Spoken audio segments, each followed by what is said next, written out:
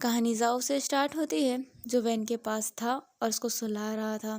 जाओ मन में कहता है काफी दिन हो गए हैं मैं वैन के पापा के मरने का वजह जान नहीं पा रहा हूँ और वैन की हालत खराब होती जा रही है। वैन हर छोटी छोटी बात पे पैनिक करने लग जाता है, उसको हर चीजों से डर लगता है। वैन ऐसा नहीं था जैसा हो गया है। अब काफी दिन हो चुकी होती है पर जाओ वैन के लिए कुछ नहीं कर पाता है और वैन की हालत और खराब होती जा रही होती है। अब हमें डाक भूत घाटी दिखाया जाता है, हमें उसी इंसान को दिखाया जाता है जो उस समय लेटा हुआ था। अभी भी उसका चेहरा दिखाया नहीं जाता है पर उसको एक सैनिक बोलता है, कहा गया है कि ब्लैक पैंथर को उस विच ने मरते मरते शराब दिया है। अब वो लड़का हंसता और कहता है वो साइंग कबीले की बीच थी, वो अपने कबीले की एक लास्ट चुड़ैल बची थी, फिर भी उसने अपनी मौत ऐसे चुनी किसी को शराब देके। अब वो जो सैनिक रहता है ना वो बोलता है मालिक आपको इस शराब के बारे में पता है। अब उसका जो मालिक रहता है वो कहता है हाँ मुझे पता है। इस शराब में इंसान अपने आप को ही गलत मानता है और धीरे धीरे करके खुद को पागल कर लेता है और खुद ही मर जाता है। और वो सैनिक पूछता है इस शराब का कोई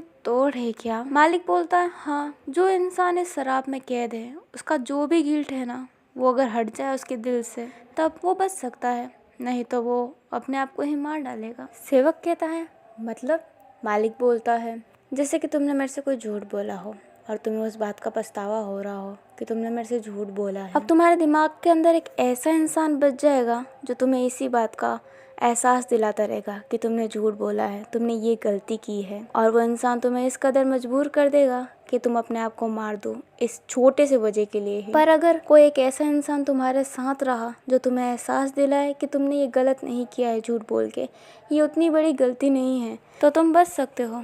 तुम अपने आप को मारोगे नहीं, पर हाँ जब भी तुम्हारे अंदर कोई और गिल्ट आ जाएगा ना, किसी बात का और अफसोस आ जाएगा ना, तब वो शराब वापस जग जाएगा। ये शराब कभी मर नहीं सकता पर हाँ ये शराब रुक जरूर सकता है अगर तुम्हें कोई एहसास दिला दे कि तुम गलत नहीं हो। अगर तुमने बड़ी गलती की है जैसे कि तुमने किसी को मारा हो या फिर तुम किसी को धोखा दे रहे हो तब तुम्हारा बचना मुश्किल है, नहीं तो तुम बच सकते हो। सेवक कहता है ओ ये शराब उतना भी पावरफुल नहीं है पर हाँ ये कम भी नहीं है। अब वो मालिक फिर से हंसता और कहता है अगर ये शराब किसी ऐसे इंसान को दे दो जिसका आसपास कोई ना हो तो वो एक दिन में ही मर जाएगा। अब अपने वैन को दिखाया जाता है जिसके दिमाग में वही इंसान होता है, वो एकदम वैन की तरह लग रहा होता है पर वो वैन को बोल रहा होता है बार बार कि तुमने अपने बाप को मारा है। अब वैन अंदर ही अंदर घुट रहा होता है, वैन नींद में होता है पर वो अपने सर इधर उधर हिला रहा होता है, उसका शरीर वापस गर्म हो गया होता है और उसकी माँ वापस जग रही होती है। अब जाओ थोड़ी देर के लिए ही वैन को छोड़ के बाहर गया था और वैन के साथ ये सब होने लगा था। जाओ जैसे ही कमरे में आता है वैसे ही वो देखता है कि वैन की हालत फिर से खराब हो रही है।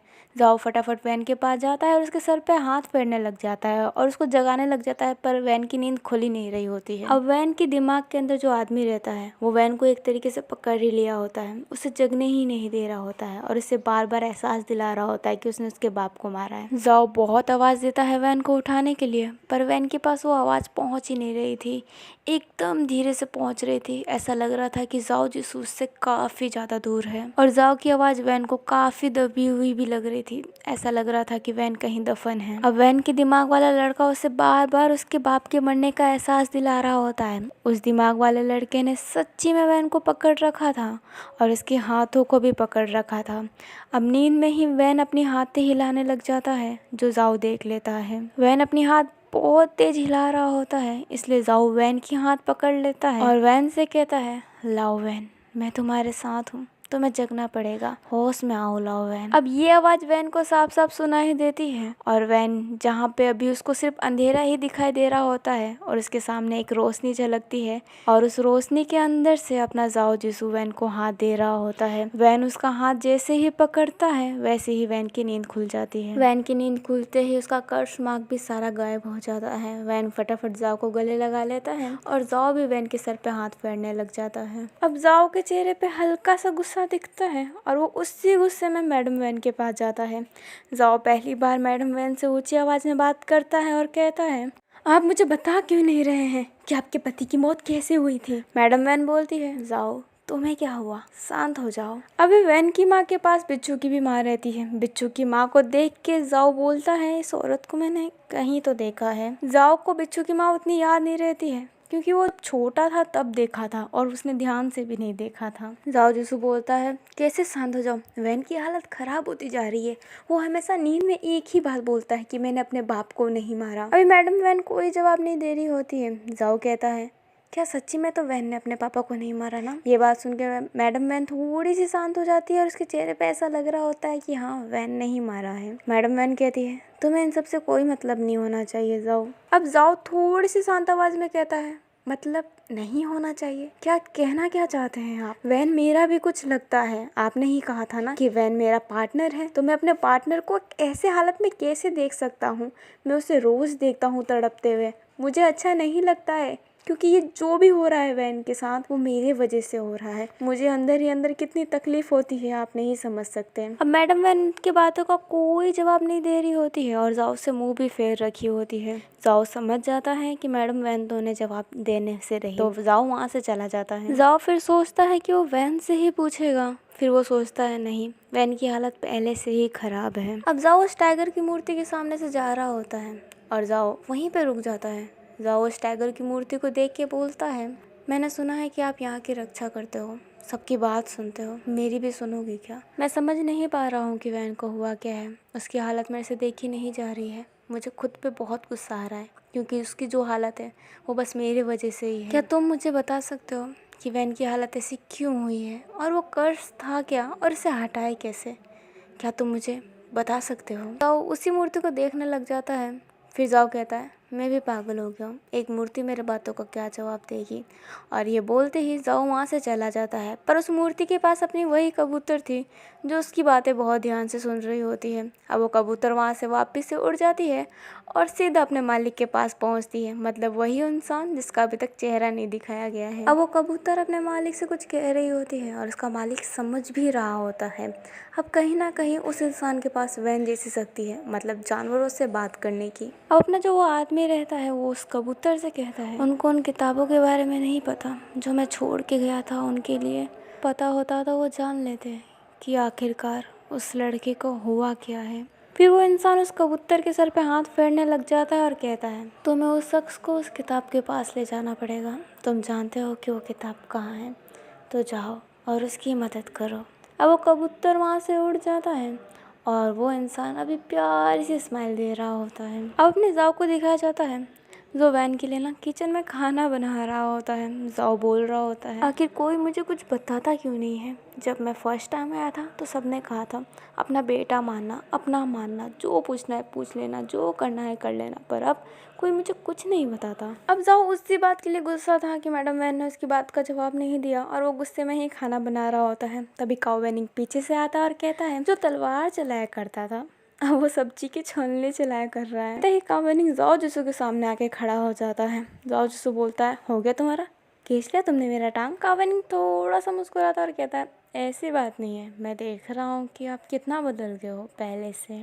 जो इंसान वैन केजिंग को जान से मारना चाहता था आज वही उसकी जान बचाना चाहता है, उसके लिए खाना बना रहा है, मतलब काफी चेंज हो गए हैं आप। जाओ जिसू उसकी बातों का कोई जवाब नहीं देता है, पर काऊ वेनिंग कुछ ना कुछ कहा जा रहा था। काऊ वेनिंग फिर कहता है हाँ मेरे मास्टर से को फाइनली प्यार तो हुआ, नहीं तो मुझे लगता नहीं था कि ये किसी से प्यार करेंगे। प्यार वर्ड सुनते ही जाओ जिसू काऊ वेनिंग की तरफ देखता है, फिर उसे नजरें हटा लेता है और कहता है प्यार मैं नहीं करता लाओवेन से प्यार। और ये बात सुन के काऊ वेनिंग बोलता है ओ लाओवेन, वैन केजिंग से सीधा लाओवेन, ओ आपने उनको एक निकनेम दिया है। जाओ थोड़ा अटकते हुए कहता है मैं वैन केजिंग से प्यार नहीं करता और ये मेरे मुंह से ऐसे ही निकल गया था बस। काऊ वेनिंग मुस्कुराता और कहता है समझ सकता हूँ कि अभी आप मान नहीं पा रहे कि आपको वैन केजिंग से प्यार हो गया है। जाओ सो बोलता है नहीं हुआ है प्यार। काऊ वेनिंग बोलता है तो आप उनके लिए खाना क्यों बना रहे हो? ऐसा तो नहीं है कि यहाँ पे खाना बनाने के लिए लोग नहीं है, या फिर ये भी नहीं है कि वैन केजिंग के खाने में कोई कुछ मिला के दे देता है, इस वजह से आप खुद खाना बना रहे हो ताकि कोई मिला के ना दे। ऐसी कोई रीजन नहीं है, पर आप खुद खाना बनाते हो वैन के लिए, ऐसा क्यों? अब जाओ जिसको कुछ कह नहीं पाता और वो कहते ही रह जाता है। काऊ वेनिंग फिर कहता है हाँ रहने दीजिए, कुछ मत बोलिए, मुझे पता है इस बात का जवाब आपके पास नहीं होगा। जाओ सो फिर गुस्से में बोलता है काऊ वेनिंग निकल जाओ यहाँ से। काऊ वेनिंग बोलता है अरे, जाओ बोलता है निकलो यहाँ से। काऊ वेनिंग बोलता है थोड़ा सा खाने को ले लो क्या? जाओ बोलता है नहीं, वैन के लिए बनाया है मैंने।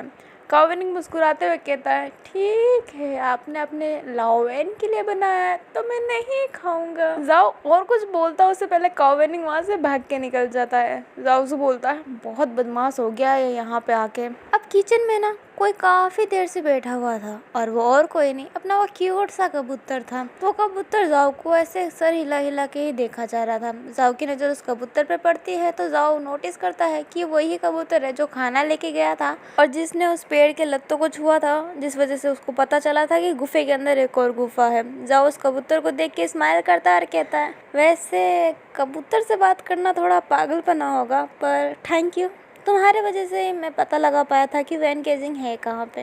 अब वो कबूतर सिर्फ जाओ को देख ही रहा होता है। अब जाओ वैन के लिए काढ़ा बना रहा होता है जिससे उसका हेल्थ सही रहे। अब उस काढ़े की सबसे इम्पोर्टेंट चीज है एक छोटा सा पत्ता जो उस काढ़े के अंदर डालना पड़ता है और वो जाओ के पास बस एक ही पत्ता बचा था। जाओ उस पत्ते को डालने ही वाला था पर उससे पहले वो पत्ता वो कबूतर छीन लेता है और लेके ना नीचे ही जमीन पे हल्का हल्का चलने लगता है। अब ये देख के जाओ उस कबूतर से बोलता है, अरे एक तो मैंने तुम्हें धन्यवाद कहा, ऊपर से तुम मेरा ही सामान चोरी कर रहे हो, चुपचाप वो पत्ता मुझे वापस दो। पर कबूतर वो पत्ता वापस नहीं देता है और इस बार थोड़ा तेज तेज चलने लगता है। जाओ उसका पीछा करने लग जाता है। जाओ कहता है, ये पत्ता एक ही है मेरे पास और ये मिलता भी बहुत मुश्किल से है, मैं इसे ढूंढने नहीं जाऊंगा जंगलों में, मुझे यही इससे छीनना पड़ेगा।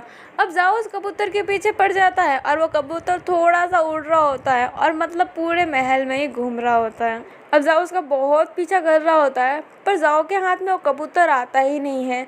जाओ थक हार के एक जगह खड़ा हो जाता है और कहता है, ये कबूतर कितना शैतान है, ये ऐसा क्यों कर रहा है। अब कबूतर महल के उस साइड चला जाता है जहाँ पे जाओ कभी नहीं गया था और खासकर लोग उस साइड में रहते भी नहीं है, इसलिए वहाँ पे काफी अंधेरा भी रहता है। जाओ जब उस साइड पहुँचता है तो कहता है, अरे यहाँ पे तो मैं कभी नहीं आया, यहाँ पे अंधेरा भी कितना है, किसी ने यहाँ पे मसाल भी नहीं जला रखा है। अब जाओ की नजरों से ना वो कबूतर थोड़ी देर के लिए दूर चला जाता है। जाओ इधर उधर देख रहा होता है तो देखता है कि कबूतर एक कमरे के अंदर जा रहा होता है।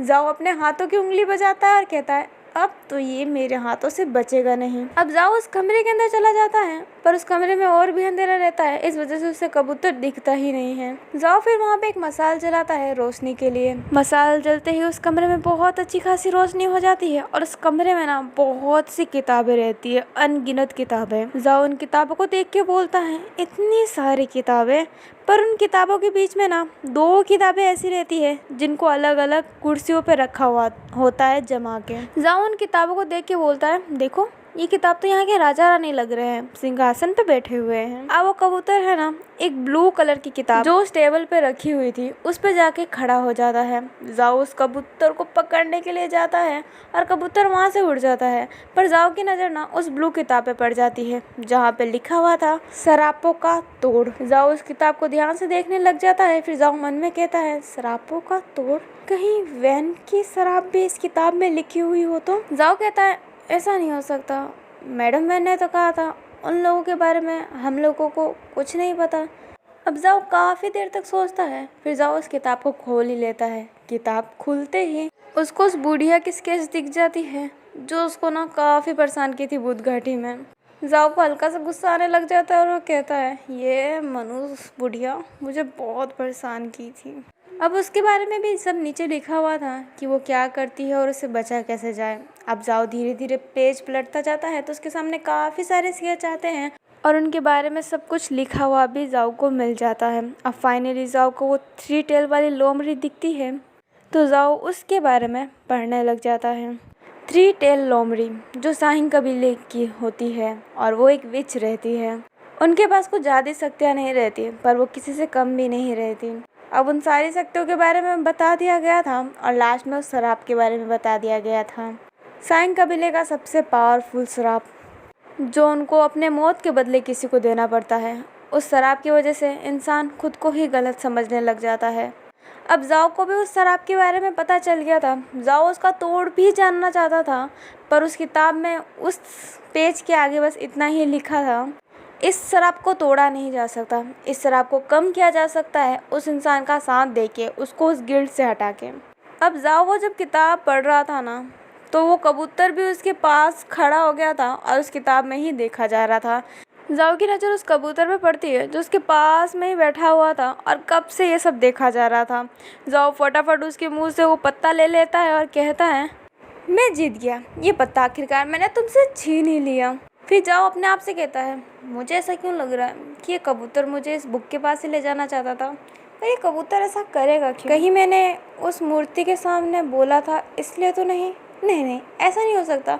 मैं कुछ ज़्यादा ही सोच रहा हूँ। मेरे आसपास इतनी अजीबोगरीब चीज़ होने लग गई है कि मैं सब कुछ अजीब ही सोचता रहता हूँ। जाओ उस कबूतर को देखता है और कहता है, वैसे जाने या अनजाने तुमने मेरी मदद तो की है, तो मैं तुम्हें कुछ खाने को जरूर दूंगा। अब वो कबूतर है ना थोड़ा थोड़ा उछलने लग जाता है जैसे कि खुश है। जाओ जिसू उस किताब को बंद करता है और कहता है, वैसे इस किताब में बहुत सारी जानकारी थी पर इसकी राइटिंग बहुत गंदी थी। जिसने भी लिखा है ना उसे अपनी राइटिंग सुधारनी चाहिए। अब ये बात सुन के कबूतर जो उछल रहा होता है ना वो सीधा खड़ा हो जाता है और ऐसे अपने गर्दन को ना बहुत तेज तेज हिलाया जा रहा होता है। जाओ जिसू वहाँ से जाने लग जाता है। तभी जाओ जिसू की नज़र एक दूसरी किताब पे पड़ती है जो रेड कलर की होती है। जाओ उस किताब को अनदेखा करके जाना चाहता था पर वो कर ही नहीं पा रहा था। जाओ जब किताब को खोलता है तो किताब के ऊपर लिखा हुआ था वैनजू। जाओ जब उस किताब का ये वर्ड देखता है तो बोलता है, वैनजू? ये मेरे और वैन का नहीं लग रहा कि हम दोनों का नाम मिला के बना दिया गया है वैनजू। ये कैसी किताब है? जब जाओ जिसू उस किताब की एक और पन्ना पलटता है ना तो उस किताब में लिखा हुआ था, मेरा नाम वैन केजिंग है, मैं एक गरीब घर से हूँ जिसने अब बचपन में ही अपना बाप खो दिया था, पर मेरी एक प्यारी सी माँ है जो मुझ पे जान वारती है और मैं बहुत खुश हूँ अपनी छोटी सी फैमिली से। मेरी माँ घर का काम करती है और मैं बाहर से कमाई करके आता हूँ। मैं एक छोटे से भोजनालय में काम करता हूँ जहाँ पे मैं लोगों को खाना देता हूँ। वहाँ के लोग बिल्कुल अच्छे नहीं हैं, वो मुझे बहुत मारते हैं, पर वहाँ का पैसा अच्छा है इसलिए मुझे काम करना पड़ता है। जाओ बोलता है, ये वैन ने किताब लिखी है क्या? पर वैन तो गरीब नहीं है। मुझे कुछ समझ में नहीं आ रही है किताब कैसी लिखी हुई है। जाओ जब इस किताब के आगे पढ़ता है तो उस किताब में लिखा हुआ था, हाँ ये किताब मैं लिख रहा हूँ, मेरा नाम वैन केजिंग है, पर मैं इस किताब का टाइटल नहीं सोच पा रहा। तो जब मैं इस किताब को ख़त्म कर दूंगा तब फर्स्ट पेज में टाइटल लिख दूंगा, इसलिए मैं अभी अपना पेज खाली रख रहा हूँ। जाओ उस किताब को और पढ़ता ही जाता है। किताब में लिखा हुआ था, मेरी और मेरी माँ की ज़िंदगी बहुत अच्छी चल रही थी, पर अचानक से मेरी माँ की तबीयत ख़राब हो गई और डॉक्टर ने एक जड़ी बूटी कहा जो सिर्फ उस भूत घाटी के जंगल में मिलता था। उस जंगल में जाने से सब कोई डरता था, पर मैंने सोचा मैं उस जंगल में जाऊँ और मैं गया भी और मैं बच के भी आ गया। पर वहाँ पे एक ब्लैक पैंथर मिला मुझे जिसके ना पाँव में चोट लगी हुई थी, तो मैंने अपना कपड़ा फाड़ के उसकी पट्टी कर दी। मैंने उस ब्लैक पैंथर से सॉरी भी कहा क्योंकि मैं उसके जंगल में गया था ना। वो जड़ी बूटी काफ़ी अच्छी थी। उस जड़ी बूटी के बाद मेरी माँ एकदम ठीक हो गई, पर जब से मैं उस भूत घाटी के जंगल के अंदर गया तब से सारे लोग मुझे बहुत ही मारते हैं। पहले तो सिर्फ मुझे मेरे काम वाले जगह पे मारा जाता था, पर अब सब मुझे मारते हैं। सब कहते हैं कि तू उस भूत घाटी के जंगल के अंदर क्यों गया, तुमने हमारे लिए मुसीबत पैदा कर दिया। पर मुझे नहीं लगता कि मैंने कोई मुसीबत पैदा किया, मैं तो चुपचाप वहाँ से आ गया। मैंने ना वहाँ पे किसी को चोट पहुँचाया ना ही कुछ, पर सब लोगों की खुद की गलती है जो मुझे देखे देखे वो भी जंगल के अंदर चले गए।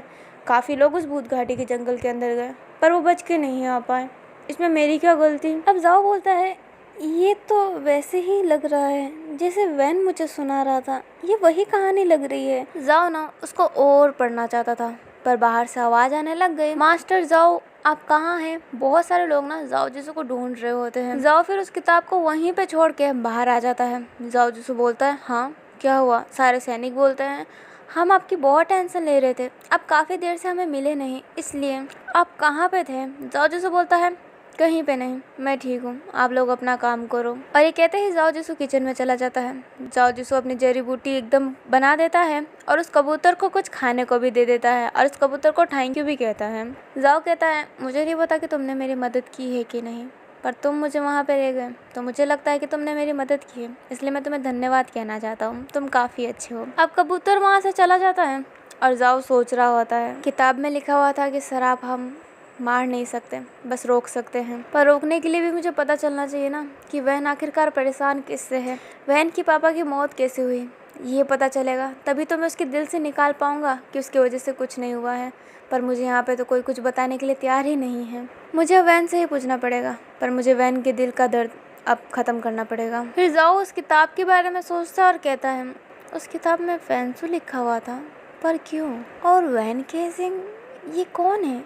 ये वैन तो नहीं है अपना। आखिर ये किताब लिखी किसने है? अब हमें उस कबूतर को दिखाया जाता है जो अपने मास्टर के पास पहुंच गया होता है। वो कबूतर अपने मास्टर को बता रहा होता है कि जाओ जिसू ने वो रेड वाली किताब पढ़ी है। मुझे पता है वो इंसान अभी समझ नहीं पा रहा होगा कि आखिरकार वो किताब लिखी किसने है, क्योंकि अभी जो राजा है उसका नाम भी वैन केजिंग है और जो पहले राजा था उसका नाम भी वैन केजिंग था। मालिक कहता है छोड़ो ये सब, उसने वो किताब तो पढ़ी ना जिसमें उस शराब के बारे में लिखा था। कबूतर हाँ कहता है और कबूतर ये भी कहता है कि उस इंसान ने कहा है जिसने भी ये किताब लिखी है उसकी राइटिंग बहुत गंदी है। ये सुन के उस इंसान को गुस्सा आता है और कहता है मेरी राइटिंग गंदी है? मेरी राइटिंग काफ़ी ज़्यादा अच्छी है। उसकी नज़रें ही खराब हो गई होगी। आखिरकार वो है कौन जिसको मेरी राइटिंग गंदी लग रही है? वो कबूतर उस मालिक को उसका नाम बताता है और वो नाम सुन के उसका मालिक की होठ बहुत अजीब सी हो गई थी। मतलब वहाँ पे एकदम शांति हो गई थी। वो धीरे से कहता है जाओ जीसू। अब उस मालिक के होठ पे वापस से मुस्कुराहट आ जाती है और वो कहता है आखिरकार वैन और जाओ मिल गए। अब मैं आपको कुछ क्लियर कर देती हूँ। जो फर्स्ट राजा था ना भूत घाटी का, उसका नाम भी वैन केजिंग ही था और वो वैन केजिंग की तरह दिखता भी था। और अपनी जो ये रेड किताब लिखी गई है वो वैन केजिंग ने ही लिखी है, पर फर्स्ट वाले वैन केजिंग ने, मतलब फर्स्ट राजा वैन केजिंग। और आगे की बात तो आपको कहानी में ही पता चलेगी, तो इस कहानी के साथ बने रहें। अब कहानी अपने जाओ पे शिफ्ट होती है। जाओ वैन केजिंग के लिए वो काढ़ा और खाना ले जाता है। अब अपना वैन केजिंग वो खा रहा होता है और जाओ सोच रहा होता है कि वो कैसे पूछे वैन के बाप के बारे में। अपना वैन केजिंग चुपचाप वो खाना खा रहा होता है, पर वो थोड़ा सा ना डरा हुआ और घबराया हुआ भी लग रहा होता है। जाओ को वो सब देखा भी नहीं जा रहा होता है।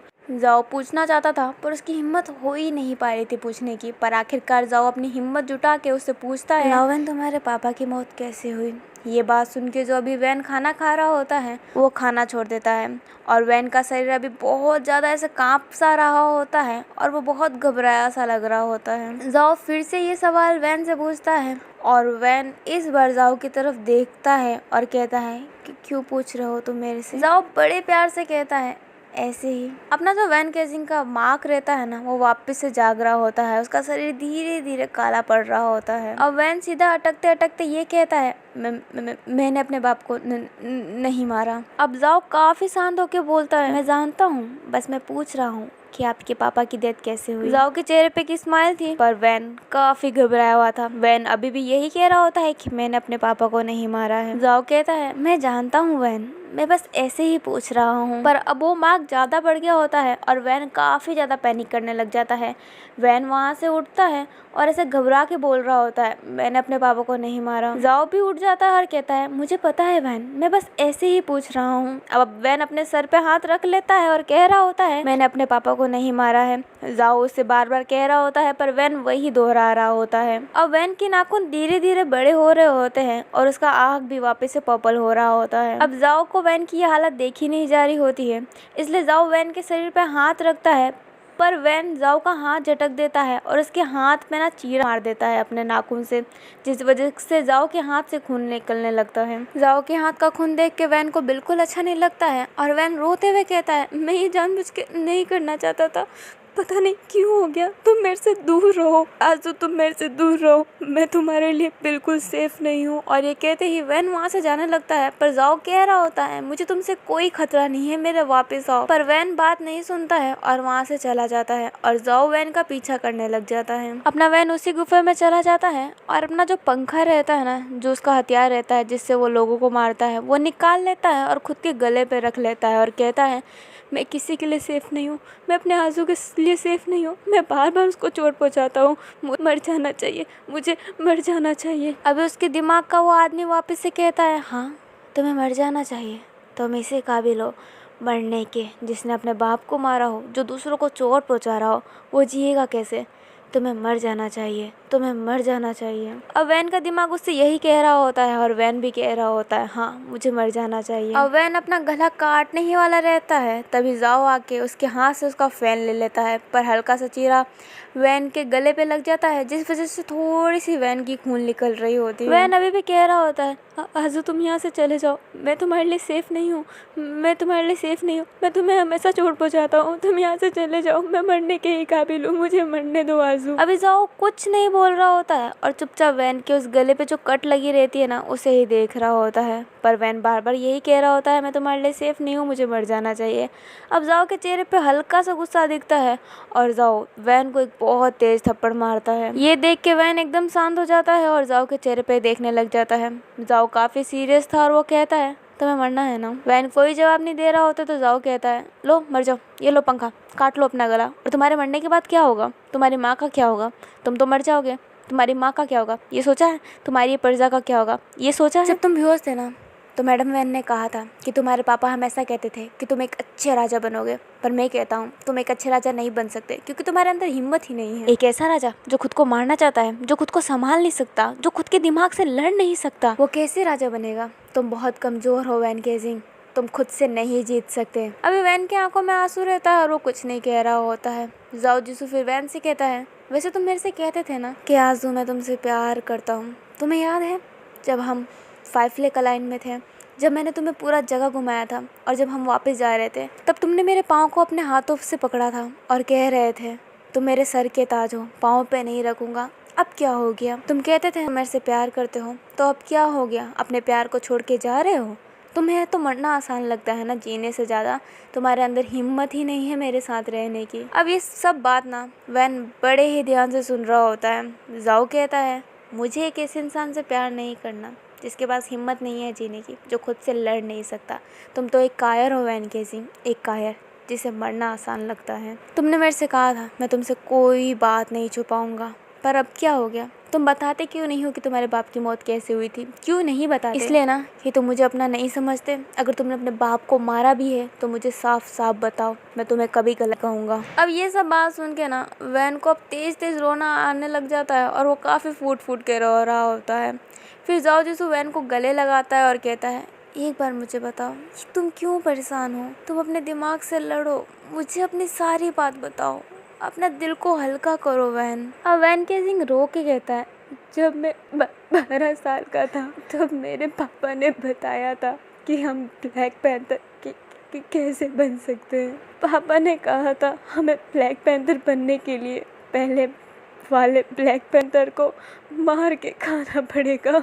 अब ये सुन के जाओ बहुत शौक रहता है। वो कहता है, मार के खाना पड़ेगा?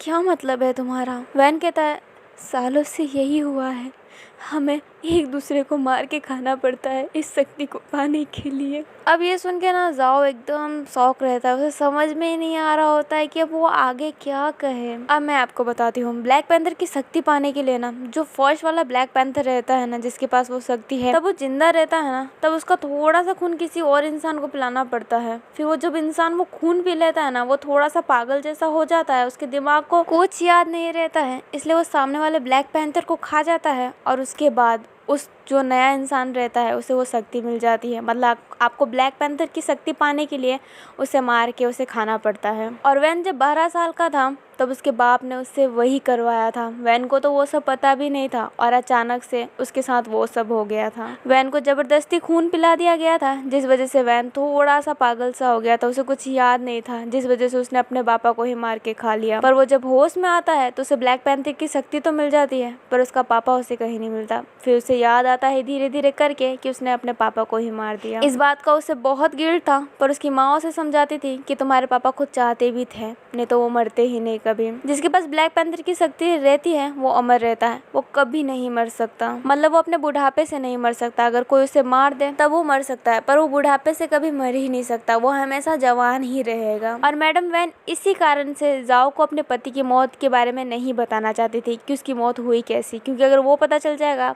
तो जो उनका सीक्रेट राज है वैन कबीले का, वो भी बाहर आ जाएगा। अब वैन जब अपने बारे में सब कुछ जाओ को बता देता है ना, तो जाओ ना वैन को हक करना छोड़ देता है और वो थोड़ा दूर जाके खड़ा हो जाता है। अब ये देख के वैन रोने लग जाता है और कहता है, मुझे पता था जब तुम इसके बारे में जानोगे तब तुम मेरे से नफरत करोगे, पर यकीन मानो आजू, मुझे कुछ नहीं पता था। मैं अपने पापा को नहीं मारना चाहता था, मैं उन्हें नहीं खाना चाहता था। अब ना जाओ जिसू नीचे बैठ जाता है और कुछ ढूंढ रहा होता है और वैन रोते रोते वही सब कह रहा होता है। फिर जाओ जिसू एक पत्ता तोड़ता है और कहता है, मिल गया। फिर जाओ जिसू वैन के पास जाता है और उसके गले को थोड़ा सा ऊपर करता है और जहाँ पे उसकी चोट लगी हुई थी ना, वहाँ पे उस पत्ते का रस पीस के डाल, मतलब अपने हाथ से ना ऐसे दबा के उस पत्ते का रस निकालता है और उसके चोट पे ऐसे आराम से लगा देता है। जाओ कहता है मैंने सुना है इस पत्ते का रस चोट को जल्दी सही कर देता है, तुम्हारी चोट भी जल्दी सही हो जाएगी, टेंशन मत करो। और ये कहते ही जाओ एक प्यारी सी स्माइल देता है। ये देख के वैन का थोड़ा सा रोना तो शांत हो जाता है और वो कहता है तुम्हें मेरे से नफरत नहीं हो रहा। अब जाओ का इंप्रेशन कुछ ऐसा होता है ना जैसे उससे कोई फर्क ही नहीं पड़ा है। जाओ कहता है तुम्हारी क्या गलती थी, तुम्हारे साथ ये ज़बरदस्ती हुआ है, तुम्हें ज़बरदस्ती वो खून पिलाया गया है और उस खून पीने के बाद तुम्हें कुछ याद ही नहीं रहता। तो जो तुमने किया है वो गलत नहीं है, तुम्हारे पापा भी यही चाहते थे और तुमने वही किया है जो तुम्हारे पापा चाहते थे। वो चाहते थे कि ये शक्ति तुम्हें मिले, इसलिए उन्होंने ये शक्ति तुम्हें दे दी बस। और हाँ, जैसे तुमने मुझसे कहा कि ये शक्ति जिससे भी मिलती है वो कभी मर नहीं सकता। तुम्हारे पापा भी तो परेशान हो गए होंगे, उन्हें कभी बुढ़ापा नहीं आएगा। वो अपनी पूरे परिवार को अपने आँखों के सामने मरता देखेंगे पर वो खुद नहीं मर पाएंगे। तो सही है ना, तुमने उन्हें मुक्त कर दिया। मुझे पता है वो भी जहाँ पे भी होंगे खुश होंगे, पर अभी खुश नहीं होंगे तुम्हारी ऐसी हालत देख के। तुम्हारे पापा ने ही ये सब तुम्हें करने को बोला है। तो ये जो तुम मन में लेके बैठे हो ना कि तुमने अपने बाप को मारा है, ऐसा मत सोचो, तुम्हारे पापा तो अभी भी जिंदा हैं। जाओ फिर वैन के शरीर पर हाथ रखता है और कहता है तुम्हारे अंदर ये ब्लैक पैंथर की शक्ति उनकी थी ना, तो ये शक्ति तुम्हारे पास आई है तो वो जिंदा है ना तुम्हारे अंदर। तुम्हारे आज तक के जितने भी पूर्वज रहे हैं ना वो कभी नहीं मरे हैं, वो तुम्हारे अंदर जिंदा है। तो तुम्हें तो खुश होना चाहिए कि तुम अपने पूर्वज को अपने अंदर जिंदा रखे हुए हो। ये मत सोचो कि तुमने अपने पापा को मारा है, ये सोचो कि तुमने अपने पापा को मुक्त किया है। ये सुन के वैन को वापस से रोना आने लग जाता है और वो जाओ को कस के गले लगा लेता है।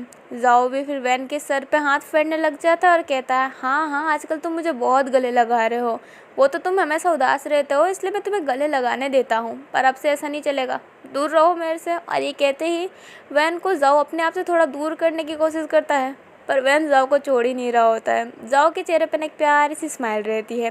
वो वैन को दूर करने का बस नाटक कर रहा था, वो चाहता नहीं था कि वैन उससे दूर होए। अब वैन फाइनली जाओ को छोड़ देता है और चुपचाप वैन जाओ को देखने ही लग जाता है। फिर जाओ वैन का नाक खींचता है और कहता है अब घर चले रोंदलू बच्चे, हमेशा रोते रहते हो।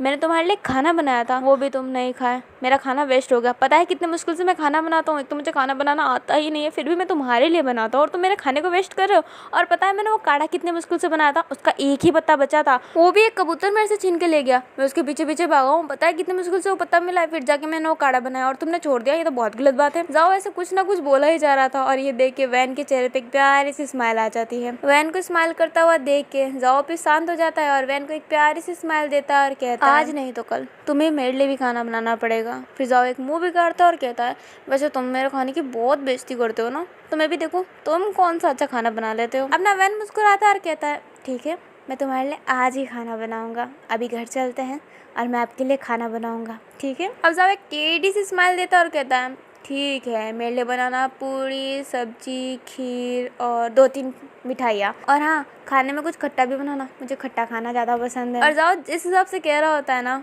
वो ना वैन को बहुत ही अच्छा लग रहा होता है। वैन मुस्कुराता और कहता है आज तक तुमने ऐसे कभी मेरे से बात नहीं किया, मुझे काफ़ी अच्छा लग रहा है आज। अब जाओ फिर शांत हो जाता है और कुछ नहीं कहता है और अचानक से वैन का कान खींच लेता है और कहता है अब घर चलो चुपचाप, मेरे लिए खाना बनाना है, तुम्हारी चिकनी चुकनी बातों में मैं नहीं आऊँगा, खाना तो तुम्हें ही बनाना पड़ेगा चाहे कुछ भी हो जाए। अपना वैन मुस्कुराता और कहता है हाँ बाबा मैं ही तुम्हारे लिए खाना बनाऊँगा। जाओ कहता है ये हुई ना बात, और ये कहते ही जाओ उठ के वहाँ से जाने लगता है। अब वैन भी जाओ के पीछे पीछे चलने लग जाता है। अब जाओ चल रहा होता है, जाओ थोड़ी देर के लिए अपनी आंखें बंद करता है, गहरी सांस लेता है और कहता है शायद अब वैन ठीक हो जाए, अब वैन अपने आप से लड़ पाए। प्लीज़ वैन थोड़ी सी हिम्मत करो और अपने दिमाग से लड़ो, उससे अपने आप पे हावी मत होने दो। अपने जाओ ने ना अभी तक आंखें बंद ही रखी हुई थी और जाओ को ऐसा लगता है कि किसी ने उसको गोद में उठा लिया है। जाओ आंखें खोलता है तो देखता है कि वैन ने उसे गोद में उठा लिया है प्रिंसेस स्टाइल में।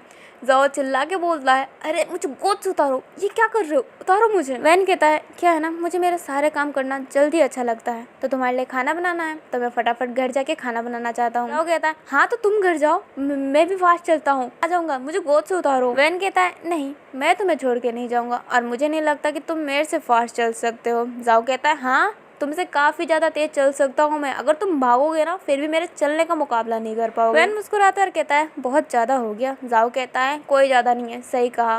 वैन कहता है ठीक है मैं भी तुम्हें ले जाता हूँ और घर जाते तुम मुझे कहना कि तुम मेरे से जीत सकते हो कि नहीं। जाओ कहता है ये सब करने की कोई ज़रूरत नहीं है, उतारो। जाओ और कुछ कह पाता उससे पहले ही वैन ना काफ़ी तेज़ जाओ को लेके भागने लग जाता है। मतलब उसको प्रिंसेस स्टाइल में कैरी किया होता है, फिर भी वो काफ़ी तेज़ भाग रहा होता है। अब जाओ ना एकदम शांत हो जाता है क्योंकि वैन काफ़ी तेज़ भाग रहा होता है। जाओ वैन को ही देख रहा होता है और वैन के बाल उड़ते हुए बहुत अच्छे लग रहे थे जाओ को। जाओ कहता है, वैन के ये बाल हवा में उड़ते हुए कितने अच्छे लग रहे हैं ना। उसके चेहरे का वो ठंडापन कितना अच्छा है, उसका चेहरा कितना शांत सा लगता है और उसके बाल काफ़ी लंबे और घने हैं। अभी थोड़ी देर के लिए वैन जाओ की तरफ देखता है और कहता है, तुम मुझे ऐसे क्यों देख रहे हो? जाओ फिर नज़रें हटाता है और कहता है, कुछ नहीं, मैं नहीं देख रहा तुम्हें और मुझे उतारो। पर वैन सुनता ही नहीं है और उसको ना भागते भागते ही महल ले जाता है। और ये बहुत लोग ने देख लिया था कि अपना वैन केजी अपने पार्टनर को गोद में कैरी करके लाया है और ये सब देख के बोल रहे होते हैं, हाँ ये दोनों कितने अच्छे लगते हैं ना साथ में। और 2-3 लड़कियां जो हमेशा जलती ही रहती है वो कह रही होती है, इसकी किस्मत बहुत अच्छी है जो वैन केजिंग जैसा पार्टनर मिला। एक तो कितने सुंदर है, ऊपर से कितनी केयरिंग है, देखो गोद में उठा के ले जा रहे हैं, पक्का उनके पाँव में चोट लग गया होगा इसलिए वैन केजिंग ने उन्हें कैरी किया होगा। हाँ कितने सुंदर है, काश ऐसा पार्टनर हमें भी मिल जाए। अब ये लड़कियां ना सारी यही बातें कर रही होती है। अब ना जाओ जिसू का ना कान बहुत तेज है और वो कुछ सुने कि ना सुने पर ये लड़कियों की चुगली जरूर सुन लेता है। जाओ जिसू बोलता है, हाँ फिर से ये लड़कियां हमेशा वैन केजिंग के पीछे ही पड़ी रहती है, पर क्या कर सकते हैं, वैन केजिंग तो मेरे पीछे पड़ा रहता है ना। और ये कहते ही जाओ वैन के गले में अपना हाथ रख लेता है, मतलब वैन को पकड़ लेता है और जाओ मन ही मन में मुस्कुराने लग जाता है। वैन तो ये देख कर शौक रहता है कि हाँ जाओ ने उस पर हाथ रखा है और वैन तो जाओ को देखा ही जा रहा था। जाओ कहता है, क्या देख रहे हो, अब उतारो मुझे, हम महल आ चुके हैं। अब वो दोनों महल पहुँच भी गए थे।